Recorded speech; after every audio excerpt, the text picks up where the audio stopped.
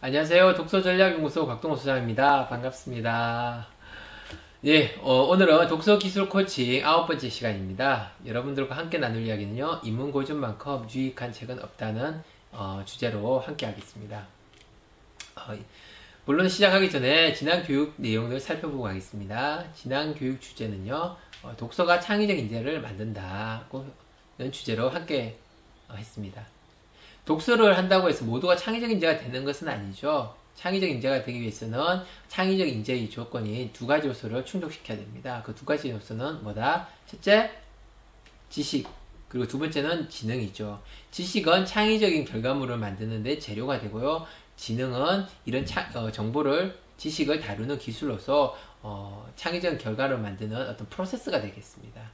독서를 통해서 이 두 가지 요소를 가져갈 수 있다면 여러분들은 창의적 인재가 될 수 있겠죠. 그러나 책을 단순히 읽고 그냥 재미로서 즐긴다면 이런 창의적 인재가 되는 것은 쉽지 않다고 말씀드렸습니다. 물론 재밌고 즐겁게 책을 읽어서 창의적 인재가 되는 경우도 있습니다. 그런 경우는 솔직히 좀 소수에 지나지 않죠. 운이 좋거나 아니면 굉장히 머리가 좋은 천재거나.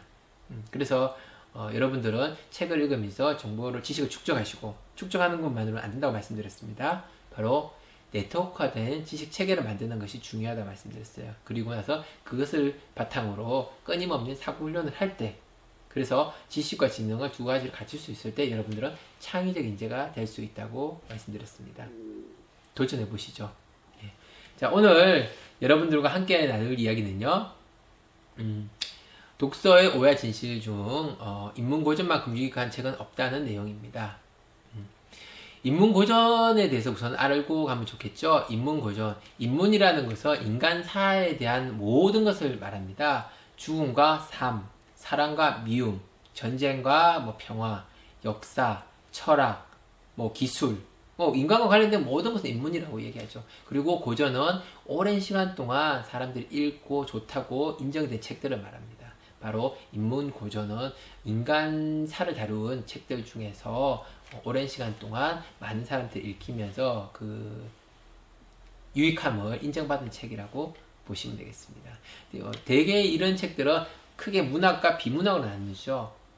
성향에 따라서 문학을 좋아하시는 분도 있고 비문학을 좋아하시는 분인데, 저 같은 경우는 이제 문학보다는 비문학을 선호합니다. 왜냐면 이제 오래되다 보니까 문학 자체가 시대적인 부분에서 어떤 공감을 얻기가 쉽지 않더라고요. 그래서 비문학을 선호하지만 비유로 솔직히 말씀드리면 문학과 비문학을 어느 정도 반반 정도 가져가는 것이 가장 모범적이라고 할 수 있습니다. 자, 인문고전의 대표적인 유익을 몇 가지 살펴볼까요? 첫 번째가 사고력을 개발할 수 있습니다. 인문고전은 내용이 어렵죠. 방대합니다. 그리고 우리가 일반적으로 생각하지 않는 내용들이 많아요. 그렇다 보면은 우리가 주로 사용하는 사고 영역의 이상을 사용하는 계기가 되겠죠. 그러면서 저자는 이 책의 내용은 무엇일까?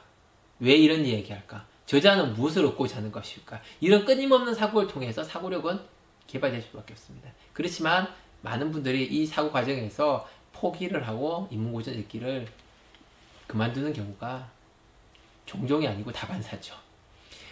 자, 두 번째는 문제인식 능력과 문제 해결 능력을 배우죠. 우리는 문제가 생긴지도 사실 잘 모르는 경우가 많습니다. 문제가 문제인지도 모르는 경우, 모르고 살아가는 경우도 있고요. 문제가 있으면 불만만 계속 얘기하는 경우 있죠. 근데 탁월한 천재들은 어떨까요? 문제를 제기하고 답을 제시하죠. 플라톤의 국가는 민주주의에 대한 문제를 제기하고 그 대안으로서 철인정치를 이야기하고 있고요. 공자님이 쓰신 논어는요, 춘추전국시대 때 전쟁과 그리고 죽음이 그런 넘쳐나는 세상에 조금 더 사랑이 있는 세상, 좀 더 나은 세상을 바라는 마음에 논어라는 책을 쓰셨고요. 그리고 루소의 사회계약론은 18세기에 그런 어떤 프랑스의 절대 왕정의 어떤 그런 폭정에 어떻게 문제를 제기하고 그리고 어떻게 하면 좋을지에 대한 대안을 제시하고 있죠. 그리고 토마스 모어의 유토피아에서는 산업혁명 과정에서 발생하는 문제들에 대해서 문제를 제기하고 그 대안으로 그 가상의 인물이 라파엘을 등장시켜가지고 대안을 제시하고 있습니다. 그리고 마르커스의 자본론은 자본론이 한참 꽃을 피웠을 때 그 문제를 제기하고 그 대안을 제시하고 있죠. 대안은 뭐 대안이 뭐 성공했다 실패했다는 것은 여러분들이 이미 다 알고 계신 사실이지만 그 자본론의 문제를 인식했다는 점은 굉장히 훌륭하게 인정받고 있는 책입니다. 그리고 이제 탁월한 인재들의 장점을 배울 수 있죠. 뭐 멘토라고 생각하시면 되겠습니다. 우리는 살아가면서 뭐 조금 더 나았기 위해서 지금도 열심히 살아가고 있지만 조금 더 나를 나은 방향으로 이끌기 위해서 어떤 습관 또 어떤 생각을 가져야 되는지 그 부분을 이제 탁월한 인재들을 통해 가지고 하나씩 두 개씩 배울 수 있겠죠.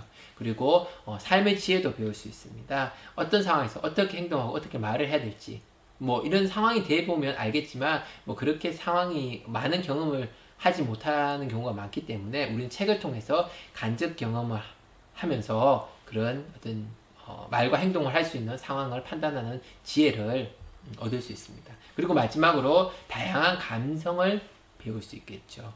예, 이런 유익 때문인지 지금 시중에는 수많은 고전에 관련된 책이 나와 있습니다. 고전을 읽어야 된다고 강조하는 책도 있고요. 고전 독서법에 대한 책도 있고 그리고 뭐 논어나 이렇게 직설적으로 헤로도토스의 역사 같은 어떤 그런 읽어야 될 책이 나와 있는 경우도 있습니다. 하지만 결론은 어렵다. 인문고전은 어렵다. 그 이유는 뭘까요? 가장 먼저 고전을 쓴 사람들은 대부분 시대의 천재죠. 시대를 앞서간 천재들입니다. 우리는 시대도 쫓아가기 어려운 지금 흘러가고 있는 시대도 정말 쫓아가기 힘든 그런 평범한 사람들이죠. 보통 사람들이죠. 이런 보통 사람들이 이런 천재의 이야기를 이해하기는 어려운 게 당연하다고 봅니다. 그죠? 그리고 생소하고 깊이 있는 내용. 우리가 이제 생각하는 건 항상 뭐 5년, 뭐 길면 10년, 이 정도죠. 근데 뭐 이 사람들은 뭐 10년, 20년, 30년을 떠나가지고 뭐 100년, 200년의 어떤 그런 시간의 어떤 토우를 줄 수 있는 그런 사고를 하죠. 그리고 단순하게 우리가 아니라 정말 작게는 뭐 국가, 넓게는 인류에 관련된 그런 생각을 합니다. 그렇다 보니까 이런 어떤 생소하고 깊이 있는 내용을 접하고 이해하기가 쉽지 않은 거죠. 그리고 시대와 생각의 어떤 차이점, 거리감. 주로 이제 비문학도 그런 경우가 있지만 주로 문학이 좀 그런 경우가 많습니다. 문학에 보면은 그 시대 때, 과거 시대 때의 복장, 뭐 법률, 풍습, 그리고 인간관계, 뭐 그런 부분에서 좀 시대 차이가 나죠. 그런 부분에서 공감하기가 쉽지 않습니다. 저는 이런 이유 때문에 문학을 사실 좀 잘 등한시하고 그 비문학 위주로 많이 보는 이유가 되겠습니다. 자, 인문고전의 이제 부작용도 한번 알아볼 필요가 있습니다. 인문고전을 읽으면 생기는 부작용, 바로 자신에 대한 자괴감이 생기죠. 좌절감이 생기죠. 내가 이것밖에 안 돼? 내가 이 정도도 이해를 못할까? 예, 그런 좌절감이 생기고요. 그 책과 질에 집착하면, 부족하니까 그럼 많이 읽어야 돼. 더 좋은 책을 더 많이 읽어야 돼. 그렇게 양과 질에 집착하게 됩니다. 그리고 이게 이제 어느 정도 지나는데도 결과가 나타나지 않으면 이제 독서 자체를 포기하는 거죠. 나는 인문고전이 안 맞다. 인문고전만 포기하는 게 아니라 독서 자체를 포기해보는 경우도 종종 나타나고 있습니다. 그렇다면 우리는 어떻게 인문고전을 읽으면 좋을까요? 첫 번째, 인문고전을 읽는 목적을 명확히 할 필요가 있습니다. 그냥 인문고전이 좋다니까 읽어야 된다고 하니까가 아니라 내가 왜 인문고전을 읽어야 되는지, 인문고전을 통해서 무엇을 얻을 것인지에 대한 생각을 할 필요가 있겠죠. 저 같은 경우는 사고를 넓히고 깊이 만드는 목적으로 인문고전을 읽습니다. 정말 깜짝깜짝 놀랐죠. 와, 어떻게 이런 생각을 할 수 있을까? 어떻게 이런 이야기를 할 수 있을까? 그리고 제가 정말 우물한 개구리였다는 생각을 끊임없이 하도록 하는 게 인문고전이죠. 예, 그래서 여러분들도 여러분들 나름대로의 그런 목적을 가지고 인문고전을 읽는다면 조금 더 동기부여가 되지 않을까라는 생각을 합니다. 두 번째는 책에서 많은 것을 얻으려는 욕심을 버리셔야 됩니다. 책을 저술한 분들은 누구다? 시대를 앞서간 천재들이다. 우리는 보통 사람들이다. 당연히 보통 사람들의 천재의 이야기를 들으면서 한꺼번에 다 이해하기는 쉽지 않겠죠. 그래서 인문고전을 보면서 많은 걸 가져가는 게 아니라 한두 가지 정도만 가지고 가시기를 권해드립니다. 그리고 나서 시간이 되거나 여력이 되면 또 다음에 읽으면서 또 하나 가지고 가시고. 그래서 딱딱한 인문고전은 딱딱한 그 알사탕이라고 보시면 돼요. 한번 핥아 먹으면서 녹여 먹고 또 이제 좀 시간이 지나면 또 핥아 먹으면서 녹여 먹고 그러면서 조금씩 녹여 먹는 알사탕이지 인문고전이 그 단순하게 한 번 입에 쏙 넣고 깨물어 먹을 수 있는 그런 책이 아니라는 것을 인정하는 것이 중요합니다. 그리고 자신의 수준에 맞는 책을 선택하셔야 되겠죠. 뭐 원서도 있고 뭐 두꺼운 성인용 책도 있지만 내가 인문고전 읽고 싶은데 도저히 읽을 능력이 안 돼. 근데 읽고는 싶어. 그러면 인문고전, 만화 인문고전 뭐 다양한 곳에서 나오고 있으니까 만화로 된 인문고전으로 읽으시기를 권해드리고 싶어요. 저희도 지금 강의를 할 때 그 책을 읽고 뭐 토론도 하고 글쓰기도 하고 있습니다. 그런데 많이 좋아하세요. 쉽게 읽을 수 있으니까. 예. 마지막으로 책을 읽고 나름의 독서 활동을 하시는 겁니다. 독후 활동을 하시는 거죠. 이거는 솔직히 말씀드리면 만화책, 인문고전, 일반책 가리지 않고 모든 책은 독후 활동을 하면 책을 더 잘 이해할 수 있고 책에 대해서 느끼고 생각한 것을 더 많이 풍부하게 만들 수 있죠. 자, 오늘 이야기한 내용들을 좀 정리해 보겠습니다. 오늘 내용의 주제는요, 인문고전만큼 유익한 책은 없다 입니다. 근데 아무리 좋은 약도 부작용이 있듯이 인문고전도 분명히 부작용이 있다. 그래서 목적이 없다면 굳이 인문고전을 읽으려 하지 않았으면 좋겠습니다. 제가 인문고전 강의하고 있지만 사람들한테 인문고전 권하지 않습니다. 왜? 어려우니까.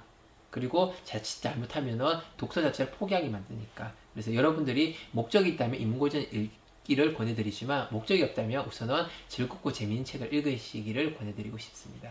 그리고 인문고전을 읽을 때는 욕심을 버리고 자신의 수준에 맞는 책을 읽으시면 좋겠습니다. 그리고 어떻게 해야 된다? 읽은 내용들을 간단한 그래도 독후 활동을 하시는 것이 중요하다는 말씀을 드리고 싶네요. 자, 오늘 인문고전에 대해서 이야기했는데 좀 도움이 되셨나요?